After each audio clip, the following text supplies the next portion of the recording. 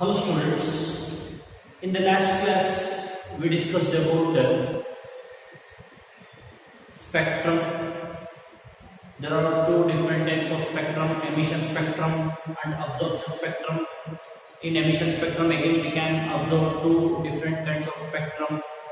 One is continuous spectrum, another one is line spectrum, right? So all these things we discussed in the last class, right? Major agi spectrum ಬಗ್ಗೆ ನಾವು discussion ಮಾಡಿದ್ವಿ. So today let us discuss about Bohr's atomic model for hydrogen atom. ನೋಡ್ರಿ, J.J. Thomson atomic model discussion ಮಾಡಿದ್ವಿ, Rutherford atomic model discussion ಮಾಡಿದ್ವಿ. So Bohr's atomic model discussion ಮಾಡೋದಕ್ಕಿಂತ ಮುಂಚೆ ಇಷ್ಟೆಲ್ಲ inventions ಆಯ್ತು. ಸ್ಪೆಕ್ಟ್ರಮ್ ಇನ್ವೆನ್ಷನ್ ಆಯ್ತು, so electromagnetic radiations inventions ಆಯ್ತು, dual nature, it can move in the form of waves and also it can move in the form of particle, right? Dual nature ಬಗ್ಗೆನೂ ಕೂಡ inventions ಆಯ್ತು, wave length ಅಂದ್ರೆ frequency ಅಂದ್ರೆ wave number, velocity. So ಇಷ್ಟೆಲ್ಲ inventions ಆದ್ಮೇಲೆ final ಆಗಿ ನಮ್ಮ ಹತ್ರ ಬೋರ್ಸ್ ಅಟೋಮಿಕ್ ಮಾಡೆಲ್ ಇದೆ. ಸೊ ಇಲ್ಲಿ ಮೇಜರ್ ಆಗಿ ನೋಡಿ, Bohr's atomic model for hydrogen atom ಅಂತ ಬರ್ತಿದೆ, which means Bohr's atomic model is applicable only for hydrogen atom, right? Or it can applicable only for the ions which contains only one atomic number or only one electron, right? ನೋಡ್ರಿ, ಇದು hydrogen ಗೆ ಮಾತ್ರ apply ಆಗುತ್ತೆ, ಎಲ್ಲ atoms ಗೂ apply ಆಗಲ್ಲ ಯಾವುದು Bohr's atomic model. Are hydrogen like ions, hydrogen like ions ಅಂದ್ರೆ ಆ ಅಯಾನ್ ಅಲ್ಲಿ ಒಂದೇ ಒಂದು ಎಲೆಕ್ಟ್ರಾನ್ ಇರಬೇಕು, ಅಂತ ಅಯಾನ್ಸ್ ಎಲ್ಲದಕ್ಕೂ ಕೂಡ ಏನಾಗುತ್ತೆ Bohr's atomic model applicable ಆಗುತ್ತೆ. So what Bohr told about atom, about the structure of atom ಅನ್ನೋದನ್ನ ನೋಡೋಣ. So what are the postulates of Bohr's atomic model ಅಂತ ಕೇಳ್ತಾರೆ, very important for the purpose of examination. 3 marks ಗೆ ಕೇಳ್ತಾರೆ, what are the postulates of Bohr's atomic model. So ಈ question ಅನ್ನು ಚೆನ್ನಾಗಿ ನೆನಪಿಟ್ಕೊಳ್ಳ್ರಿ. So ಈಗ ನಾವು ಡಿಸ್ಕಷನ್ ಮಾಡ್ತೀವಿ. So very first postulate is electrons revolve around the nucleus in a certain path called orbits. ನೋಡ್ರಿ, ಇದು Rutherford ಏನು ಹೇಳಿದ್ರೆ ಅದನ್ನೇ ಹೇಳುತ್ತೆ, electrons revolve around the nucleus in a certain path, that path is called orbits. ಆ path ಗೆ ನಾವು orbits ಅಂತ ಕರೀತೀವಿ. ನೋಡ್ರಿ, ಇಲ್ಲಿ ಓನ್ಲಿ ಒಂದು ಸ್ಮಾಲ್ ಡಿಫರೆನ್ಸ್ ಇದೆ, ಅವರು ಬರೀ ಆರ್ಬಿಟ್ ಅಂತ ಹೇಳಿದ್ರು, ಇವರು ಆರ್ಬಿಟ್ಸ್ ಅಂತ ಹೇಳ್ತಾ ಇದ್ದಾರೆ plural. These orbits have definite energies, hence are also called shells, right? Shells or energy levels.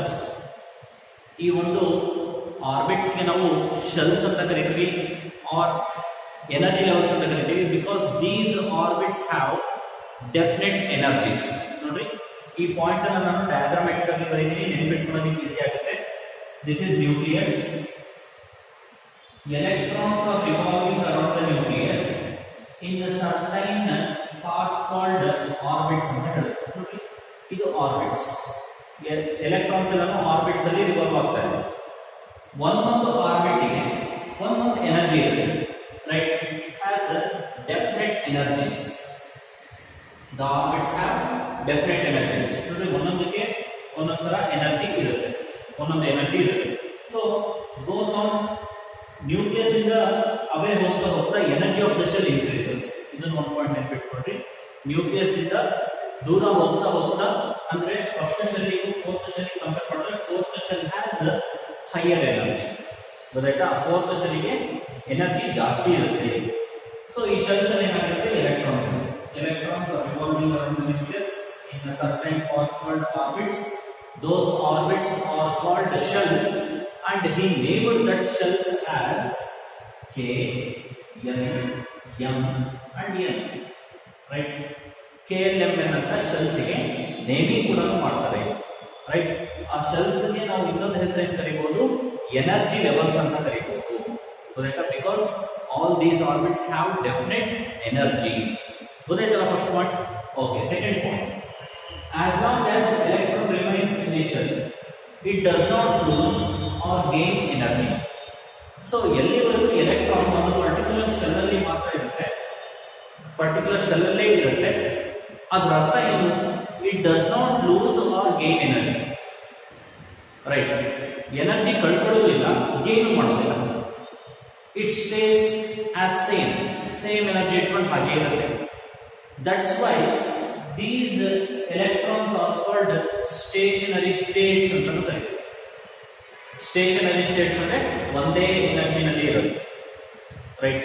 Stationery stagnant ಆಗಿ ಇರೋದು, ಗೊತ್ತಾಯ್ತಾ? Okay, this is second point. So ಎಲ್ಲಿವರೆಗೆ ಎಲೆಕ್ಟ್ರಾನ್ ಒಂದೇ ಆರ್ಬಿಟಲ್ ಇರುತ್ತೋ it does not lose or gain energy. ಹಾಗಾದ್ರೆ energy gain ಆದ್ರೆ lose ಆದ್ರೆ ಏನಾಗುತ್ತೆ ಅಂತ ಥರ್ಡ್ ಪಾಯಿಂಟ್ ಅಲ್ಲಿ ನೋಡೋಣ. Electron gains energy and jumps to higher energy levels. This is very very important. ನೋಡ್ರಿ, ಈ ಒಂದು ಎಲೆಕ್ಟ್ರಾನ್ಗೆ ಎನರ್ಜಿ ಏನಾದರೂ ಸಿಕ್ಕರೆ, ನೋಡಿ ಇದು ಎನರ್ಜಿ ಕೊಡ್ತಾ ಇದೆ. ಎನರ್ಜಿ ನೋಡ್ರಿ in the form of heat ಅಲ್ಲಿ ಕೊಡ್ಬೋದು, in the form of light ಅಲ್ಲಿ ಕೊಡ್ಬೋದು, ರೈಟ್. ಸೊ ನಾನು ಇಲ್ಲಿ ಎನರ್ಜಿ ಕೊಡ್ತೀನಿ in the form of light ಅಂತಾನೆ ಇಟ್ಕೊಳ್ಳಿ. ಸರ್ಟೈನ್ ಅಮೌಂಟ್ ಆಫ್ ಎನರ್ಜಿ ನಾನು ಕೊಡ್ತಾ ಇದ್ದೀನಿ. It absorbs energy and it moves to higher energy level. ಅಂದ್ರೆ ಸೆಕೆಂಡ್ ಶೆಲ್ ಅಲ್ಲಿ ಇರ್ತಕ್ಕಂಥ ಎಲೆಕ್ಟ್ರಾನ್ ಥರ್ಡ್ ಶೆಲ್ ಗೆ ಬಂದಿರೋದು. ಯಾಕೆಂದ್ರೆ ನಾವು ಇಟ್ ಗೇನ್ಸ್ ಎನರ್ಜಿ ಗೇನ್ ಆಗಿದೆ, ಹಾಗಾಗಿ it moves to higher energy level or it jumps to higher energy level. Electron gains energy and jumps to higher energy level, and it loses energy and comes back to lower energy level. So higher energy level ಗೆ ಹೋಗಿರೋದು ಅಲ್ಲೇ ಇರುತ್ತೆ ಅಂತ ಏನು confirm ಇಲ್ಲ, ಅಲ್ಲೇ ಇರೋದು ಇಲ್ಲ. one or the other time it loses its energy, right. ನೋಡಿ, ಎನರ್ಜಿ ಲಾಸ್ ಆಗುತ್ತೆ, again it comes back to lower energy level. ಮೇಲೋದವನು ಕೆಳಗೆ ಬರಲೇಬೇಕು, ಕೆಳಗೋದವನು ಕೆಳಗಿದ್ದವನು ಮೇಲ್ ಬರಲೇಬೇಕು, right. So lower energy level ಅಲ್ಲಿರೋನು one of the other time ಎನರ್ಜಿನ ಗೇನ್ ಮಾಡ್ತಾನೆ electron and it moves to higher energy level. Higher energy level ಅಲ್ಲಿರೋನು one of the other time it loses its energy and comes back to lower energy level. So ಇದು third part, ಗೊತ್ತಾಯ್ತಾ? So ಇಲ್ಲಿ ಒಂದು equation ಇದೆ. So according to Planck's quantum theory ನಿಮಗೆ energy formula ಗೊತ್ತಿದೆ, E is equal to h nu. So ಇಲ್ಲಿ E is equal to h nu ನಾನು cross multiplication ಮಾಡಿ nu ಅಂದ್ರೆ frequency is equal to E by h ಅಂತ ಬರ್ಕೊಂಡಿದ್ದೀನಿ.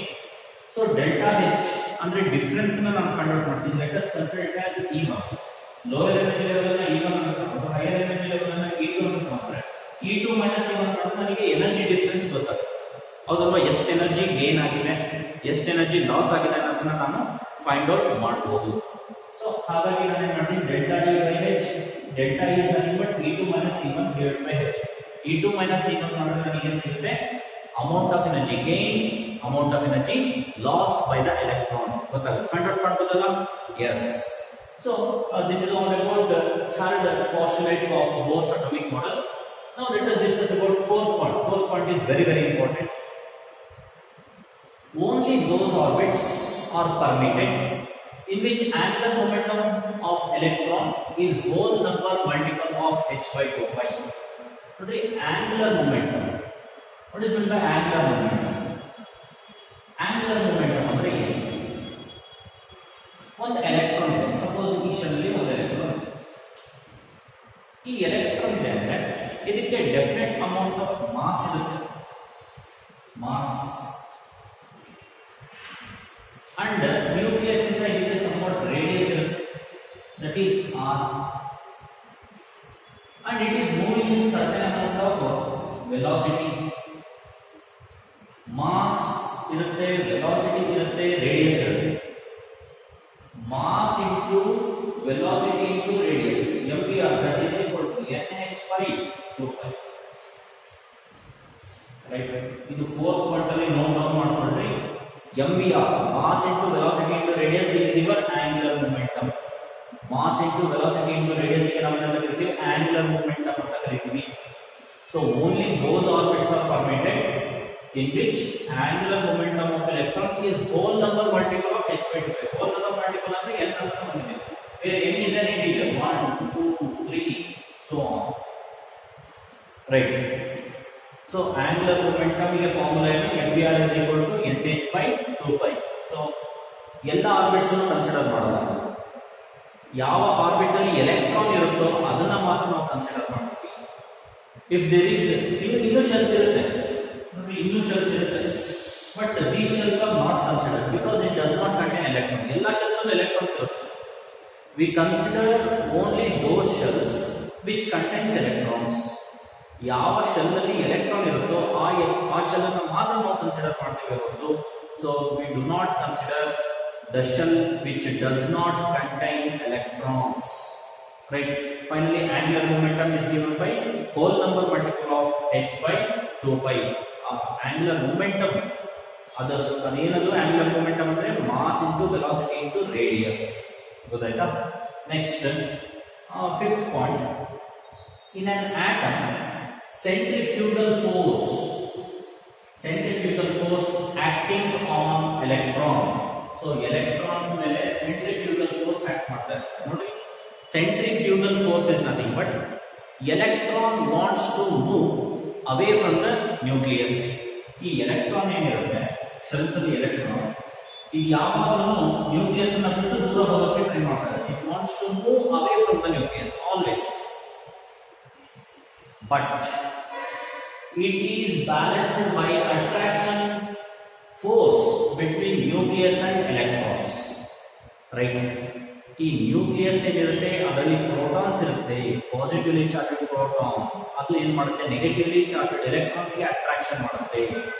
ಯಾವಾಗ electron nucleus ಇಂದ ದೂರ ಹೋಗೋಕೆ ಟ್ರೈ ಮಾಡುತ್ತೆ ಅವಾಗೆಲ್ಲಾನು ನ್ಯೂಕ್ಲಿಯಸ್ ಏನ್ ಮಾಡುತ್ತೆ, ಆ ಎಲೆಕ್ಟ್ರಾನ್ ಅಟ್ರಾಕ್ಟ್ ಮಾಡಿ ತನ್ನ ಶೆಲ್ ಅಲ್ಲೇ ಇಟ್ಕೊಳ್ಳೋದಕ್ಕೆ ಟ್ರೈ ಮಾಡುತ್ತೆ.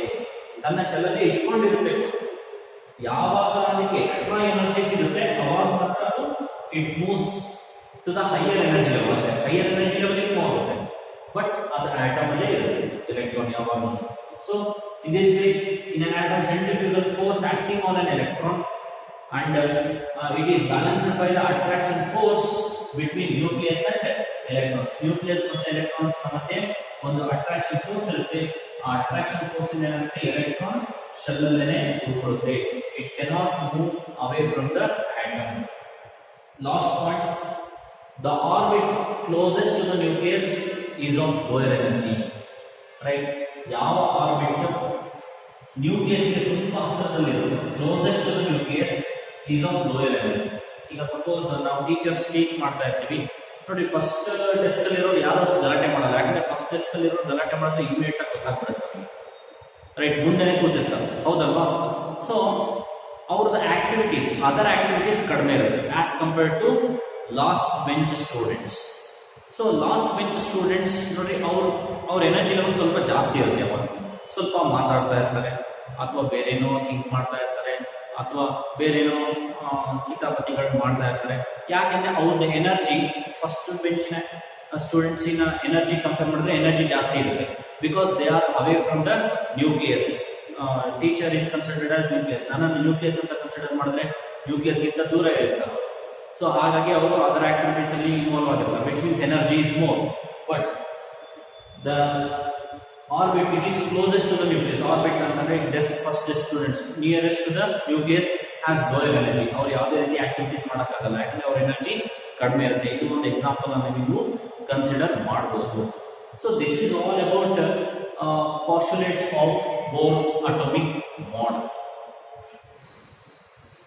According to Bohr's theory for hydrogen atom,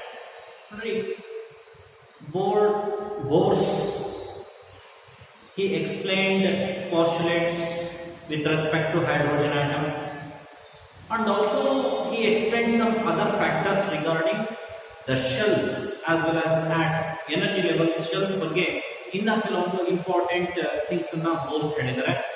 so ಏನ್ ಹೇಳಿದ್ದಾರೆ, according to Bohr's what are all the things we need to know about the structure of atom ಅಂತ ನೋಡೋಣ. So very first point is maximum number of electrons in an orbit is given by 2n square. Maximum number of electrons in an orbit is given by 2n square. So where n is energy level, where n is the number of shell, right? ಈಗ suppose take for example first shell ಇಂದ ನೀವು maximum number of electrons ಕಂಡುಹಿಡಿದು ಮಾಡಬೇಕು. So ಹಾಗಾದ್ರೆ n value ಎಷ್ಟು ಕೊಡ್ತೀರಾ, 1 ಅಂತ ಕೊಡ್ತೀರಾ. So 2 into 1 square that is equal to 2. ಹೌದಪ್ಪ? Maximum number of electrons present in first shell is 2. Second shell in convert ಮಾಡಬೇಕಾ? n is equal to 2 ಅಂತ ಕೊಡೋಣ. 2 into 2 square, 2 2s are 4, 4 2s are 8. Maximum number of electrons can be filled in second shell is 8. ಅದೇ ತರ third shell ನೋಡಬೇಕಾ, n is equal to 3. 2 into 3 square, 3 3s are 9, 9 2s are 18. So maximum number of electrons can be filled in third shell is 18. ಅದೇ ತರ fourth shell, n is equal to 4, 2 into 4 square, 4 4s are 16, 16 2s are 32. Maximum number of electrons can be filled in fourth shell is 32. In this way, you can calculate the maximum number of electrons in different shells. Right? ಬೇರೆ ಬೇರೆ shells ಅಲ್ಲಿ ಎಷ್ಟೆಷ್ಟು electron ಇದೆ ಅಂತ ನೀವು calculate ಮಾಡಬಹುದು by using this formula. Next very important thing is radii of stationary states is given by. ಅಂದ್ರೆ ಈಗ ಒಂದು ಆಟಮ್ ಇದೆ, ಆಟಮ್ ಅಲ್ಲಿ ಶೆಲ್ಸ್ ಇದೆ, ಈ ಶೆಲ್ಲಿನ ರೇಡಿಯಸ್ ಎಷ್ಟು? Right? If you want to know the radius of any of the shell, then use this formula. That is Rn is equal to n square into a naught, where a naught is Bohr's constant. So it has a constant value that is 52.9 picometer. 52.9 picometer. So a naught value needed where a naught is Bohr's constant. By using this formula, you can calculate the radius of an orbit or shell.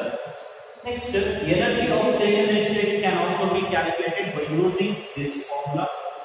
Energy ಎಷ್ಟಿದೆ, ಯಾವ shell ಇಂದ energy ಎಷ್ಟಿದೆ ಅಂತ calculate ಮಾಡಬೇಕು ಅಂತಂದ್ರೆ ನೀವು ಈ ಫಾರ್ಮುಲಾನ use ಮಾಡಬೇಕಾಗುತ್ತೆ. n is number of shell, right? Shell ಇಂದ ನಂಬರ್ ಎಷ್ಟು. ಈಗ 4th ಶೆಲ್ ಇಂದ ಫೈಂಡ್ ಔಟ್ ಮಾಡಬೇಕಂದ್ರೆ ಇಲ್ಲಿ 4 ಅಂತ ಹಾಕಿ, 5th ಅನ್ನು 5 ಅಂತ ಹಾಕಿ, 2 ಸೆಕೆಂಡ್ ಶೆಲ್ ಇಂದ 2 ಅಂತ ಹಾಕಿ. ರೈಟ್? ನೀವು ಯಾವ ಒಂದು ಶೆಲ್ ಇಂದ ಎನರ್ಜಿನ ಫೈಂಡ್ ಔಟ್ ಮಾಡಬೇಕಂತಿದ್ದೀರೋ ಆ ಒಂದು ಶೆಲ್ ನಂಬರ್ನಲ್ಲಿ ಹಾಕಿದ್ರೆ ನೀವು ಕ್ಯಾಲ್ಕುಲೇಟ್ ಮಾಡಬಹುದು. Where RH is Rydberg constant. RH is Rydberg constant. It has a constant value 2.18 into 10 to the power of minus 18 joules. Right? So ಈ ಕಾನ್ಸ್ಟೆಂಟ್ ವ್ಯಾಲ್ಯೂ ಕೂಡ ನಾವು ನೆನಪಿಟ್ಕೋಬೇಕು. RH ಅಂದ್ರೆ Rydberg constant 2.18 into 10 to the power of minus 18 joules ಆಗುತ್ತೆ. 4 point radii and energy of stationary states for hydrogen like ions is given by. ನೋಡಿ ನಾನು ಹೇಳಿದೆ Bohr's postulates ಹೇಳಬೇಕಂದ್ರೆ hydrogen ಅಲ್ಲಿ 1 ಎಲೆಕ್ಟ್ರಾನ್ ಇರುತ್ತೆ. So Bohr's atomic model is applicable only for hydrogen atom. Hydrogen like ions. Hydrogen like ions ಅಂದ್ರೆ ಯಾವುದು? ಈಗ He+, hydrogen helium atomic number 2 ನಲ್ಲಿ 1 ಅಂದ್ರೆ 1. ಸೊ ಇದರಲ್ಲಿ 1 ಎಲೆಕ್ಟ್ರಾನ್ ಇದೆ. Lithium 2+, atomic number 3 through 2 subtract ಅಂದ್ರೆ 1. Right? So hydrogen like ions. So ಈ ತರ ಒಂದು ಹೈಡ್ರೋಜನ್ ಲೈಕ್ ಅಯಾನ್ಸ್ ಗೆ ಕೂಡ ನಾವು ರೇಡಿಯಸ್ ಮತ್ತೆ ಎನರ್ಜಿ ಫೈಂಡ್ ಔಟ್ ಮಾಡಬಹುದು, ಆಟಮಿನ ರೇಡಿಯಸ್ ಅಂಡ್ ಎನರ್ಜಿ. ಸೊ ಅದಕ್ಕೆ ನೋಡಿ formula same, everything is same. Rn is equal to a naught n square by z ಅಂತ ಇದೆ. Z is atomic number of an ion. ಈಗ ಹೀಲಿಯಂ ಇಂದ radius find out ಮಾಡಬೇಕಾ z ಜಾಗದಲ್ಲಿ 2 ಹಾಕ್ರಿ. Lithium ಇಂದ ರೇಡಿಯಸ್ ಫೈಂಡ್ ಔಟ್ ಮಾಡಬೇಕಾ z ಜಾಗದಲ್ಲಿ 3 ಹಾಕ್ರಿ. where z is atomic number, n is number of the shell. ರೈಟ್? ಶೆಲ್ಲಿನ number, second shell, third shell, fourth shell, ಅದು ನಂಬರ್ ನ n ಜಾಗದಲ್ಲಿ ಹಾಕ್ರಿ. a naught ವ್ಯಾಲ್ಯೂ ನಿಮಗೆ ಗೊತ್ತಿದೆ 52.9 picometer. ಅದೇ ತರ you can also calculate the energy. Right? Energy of the shell also you can calculate by using this formula. ನೋಡಿ difference ನೋಡ್ರಿ, ಇಲ್ಲಿ 1/n square ಇದೆ for hydrogen atom only. For hydrogen like ions 1 ಜಾಗದಲ್ಲಿ z square ಅಂತ ಇದೆ, where z is atomic number. Right? Last point, it is also possible to calculate velocity, but prescribed formula is not given in your NCERT. ಹಾಗಾಗಿ ನಾನು ಹೇಳೋದಿಲ್ಲ. ಗೊತ್ತಾಯ್ತಾ? So velocity ಕೂಡ ನಾವು calculate ಮಾಡಬಹುದು. ವೆಲಾಸಿಟಿಗೆ ಕೂಡ ಫಾರ್ಮುಲಾ ಕೊಟ್ಟಿದ್ದಾರೆ Bohr's, ಬಟ್ ಸೊ ಫಾರ್ಮುಲಾ ನಿಮ್ಮ NCERT ನಲ್ಲಿ ಕೊಟ್ಟಿಲ್ಲ, ಹಾಗಾಗಿ ನಾನು ಕೂಡ ಅದನ್ನ ಹೇಳೋದಿಲ್ಲ. So this is all about Bohr's. According to Bohr's, we can calculate radius, energy of the shells. ಗೊತ್ತಾಯ್ತಾ? ಸೊ ಇಷ್ಟು ಥಿಂಗ್ಸ್ ನ ನೀವು ನೆನಪಿಟ್ಕೋಬೇಕು. Next, line spectrum of hydrogen. Listen, ಏನಿದು line spectrum of hydrogen? Bohr's research ಮಾಡಬೇಕಾದ್ರೆ ಅವನ under ಅಲ್ಲಿ research scholars ಇರ್ತಾರೆ. ಇನ್ಫ್ಯಾಕ್ಟ್ ಬೋರ್ಸ್ ಏನಿರ್ತಾರೆ ಅವರು ಅವರ ಸ್ಟೂಡೆಂಟ್ಸ್ಗೆ ರಿಸರ್ಚ್ಗೆ ಹೆಲ್ಪ್ ಮಾಡ್ತಾ ಇರ್ತಾರೆ, ಗೈಡೆನ್ಸ್ ಕೊಡ್ತಾ ಇರ್ತಾರೆ.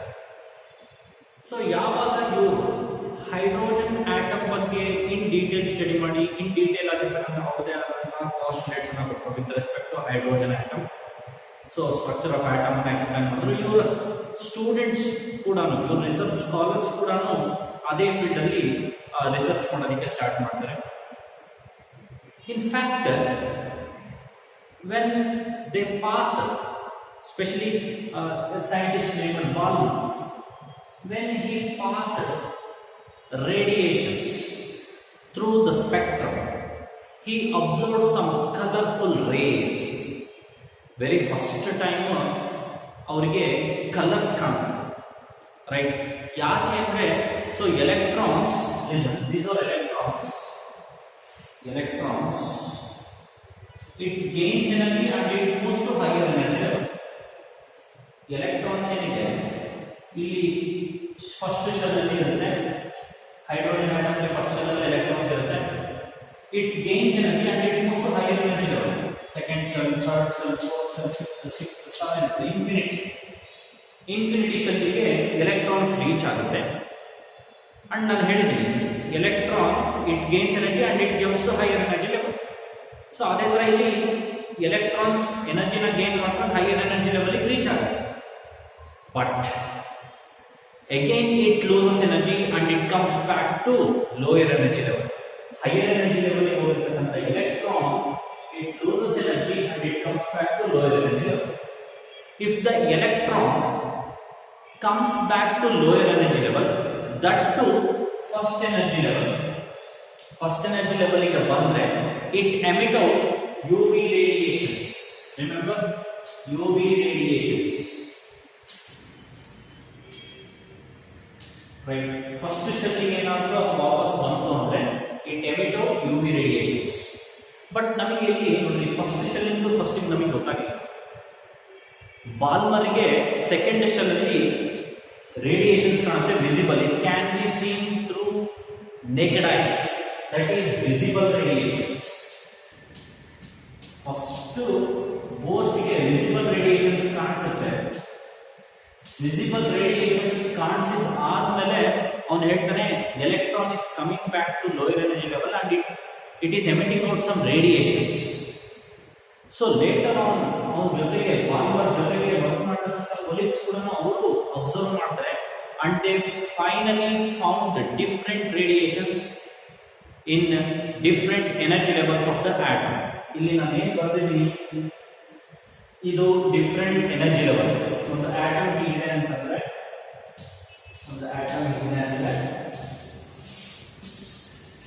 ನಾನು ಹಾರಿಜಾಂಟಲ್ ಆಗಿ ಬರ್ತೀನಿ ಅಷ್ಟೇ. If the electron comes back to first energy level, right, it emit out UV radiations. If the electron comes back to second energy level, it emit out visible radiations, right? If the electron comes back to third energy level, then it emit out IR radiations. So ಇಲ್ಲಿ fashion IR, infrared radiations, ಇಲ್ಲಿ ಕೂಡ infrared radiations, right? Minimum infrared, visible UV radiations. So ಈ ತರ ಅವರಿಗೆ different energy levels ಅಲ್ಲಿ different wave lengths ಅಲ್ಲಿ energy emit out ಆಗೋದು ಗೊತ್ತಾಗುತ್ತೆ. So what Balmer did is he observed the spectrum and he described that spectrum mathematically. So Bose described the spectrum of hydrogen atom by following expression. Now the expression, mathematical expression ತಗೊಂಡು explain ಮಾಡ್ತಾರೆ in terms of wave numbers, right? So wave number is equal to, this is Rydberg constant. So Rydberg constant ಅಲ್ಲೇ ಒಂದು value ಹೇಳಿದ್ರಲ್ಲ sir ಅವಾಗಲೇ according to Bose, ಹೌದು, ಅದು same ಇದು same. ಇದು ಹೇಗೆ ಬರುತ್ತೆ ಅಂತ ನಾನು ನೆಕ್ಸ್ಟ್ ವಿಡಿಯೋದಲ್ಲಿ ನಾನು ಎಕ್ಸ್ಪ್ಲೈನ್ ಮಾಡ್ತೀನಿ. ಇದಕ್ಕೊಂದು ಡಿರೈವೇಷನ್ ಇದೆ, small derivation. I will explain you in the next video. So this is Rydberg constant RH, right? Rydberg constant and 1 by n1 square. N1 is nothing but initial stage, N2 is nothing but final. Right? ಯಾವ ಒಂದು shell ಇಂದ ಯಾವ ಒಂದು ಶೆಲ್ಲಿಗೆ ಬಂತು, ಯಾವ ಒಂದು shell ಇಂದ ಯಾವ ಒಂದು ಶೆಲ್ಲಿಗೆ ಎಲೆಕ್ಟ್ರಾನ್ ಜಂಪ್ ಆಗಿದೆ, ಅಥವಾ ಯಾವ ಒಂದು ಹೈಯರ್ ಶೆಲ್ ಇಂದ ಯಾವ ಒಂದು ಶೆಲ್ಲಿಗೆ ಎಲೆಕ್ಟ್ರಾನ್ ಟ್ರಾನ್ಸಿಸ್ಟ್ ಆಗಿದೆ, ರೈಟ್, ಟ್ರಾನ್ಸಿಷನ್ ಆಗಿದೆ. ಸೊ ಅದಕ್ಕೆ ನಾವು initial level, final level, N1 square N2 square ಅಂತ ತಗೊಳ್ತೀವಿ in term unities per centimeter. So this is how Bose explained the spectrum of hydrogen atom mathematically. Right? So ಗೊತ್ತಾಯ್ತಲ್ಲ ಹಾಗೆ ಅಂತ. So electron ಎಷ್ಟೇ higher energy level ಬಂದ್ರು lower energy level, first energy level ಬಂತು ಅಂದ್ರೆ it emit out UV radiations, second energy level ಬಂತು ಅಂತಂದ್ರೆ visible radiations emit ಮಾಡುತ್ತೆ, ಥರ್ಡ್ ಎನರ್ಜಿ ಲೆವೆಲ್ ಬಂತು ಅಂದ್ರೆ IR ರೇಡಿಯೇಷನ್ಸ್, ಪ್ಯಾಶನ್ ಸೀರೀಸ್ ಅಂತ ಹೇಳ್ತೀವಿ, Lyman series, Balmer series, Paschen series, Brackett series and Pfund series. Right, Paschen, Brackett, Pfund ಈ ಮೂರು series ಏನಿದೆ it emit out IR radiations. Balmer series visible radiations, Lyman series it comes under UV radiations. Very very important. ಇದನ್ನ ಚೆನ್ನಾಗಿ ನೆನಪಿಟ್ಕೋಬೇಕು, order ಅಲ್ಲಿ ನೆನಪಿಟ್ಕೋಬೇಕು. First energy level ಅಂದ್ರೆ ಯಾವುದು? Lyman series. First energy level ಗೆ ಏನಾದ್ರು ಎಲೆಕ್ಟ್ರಾನ್ ಬಂತು ಅಂದ್ರೆ ಲೈಮನ್ ಸೀರೀಸ್ ಅಂತ ಕರಿತೀವಿ. ಸೆಕೆಂಡ್ ಎನರ್ಜಿ ಲೆವೆಲ್ ಗೆ ಬಂದ್ರೆ ಬಾಲ್ಮರ್ ಸೀರೀಸ್, ಥರ್ಡ್ ಗೆ ಬಂದ್ರೆ ಪ್ಯಾಶನ್ ಸೀರೀಸ್, ಫೋರ್ತ್ ಗೆ ಬಂದ್ರೆ ಬ್ರಾಕೆಟ್ ಸೀರೀಸ್, ಫಿಫ್ತ್ ಗೆ ಬಂದ್ರೆ ಪಿ-ಫಂಡ್. ಪ್ಯಾಶನ್, ಬ್ರಾಕೆಟ್, ಪಿ-ಫಂಡ್ ಯಾವ radiations? IR radiations. Balmer series visible radiations, Lyman series UV radiations. So this is all about the line spectrum of hydrogen. Thank you.